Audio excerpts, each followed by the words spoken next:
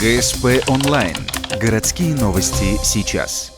Ухтинец Константин Фрейман записал новую песню на духовную тематику. Идея ее создания появилась после пасхального фестиваля. 17 мая певец приступил к написанию стихов.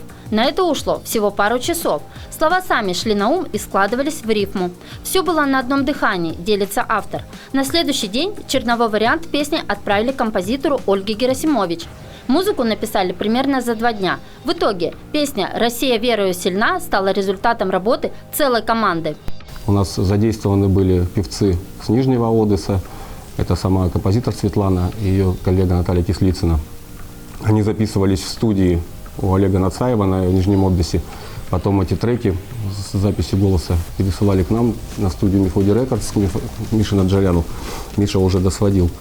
Из Сосногорска у нас вот Аня Рубцова и Максим Бекаревич, тоже 2 солиста, певца. Они приезжали здесь к нам на студию, мы здесь записывали их. 24 июня работа была завершена. Презентовать песню планируют 22 августа, в День Республики. Но ее дальнейшая судьба уже предопределена. Произведение станет своеобразной визитной карточкой фестиваля «Россия верою сильна». В декабре 2016 года он пройдет уже в 6-й раз.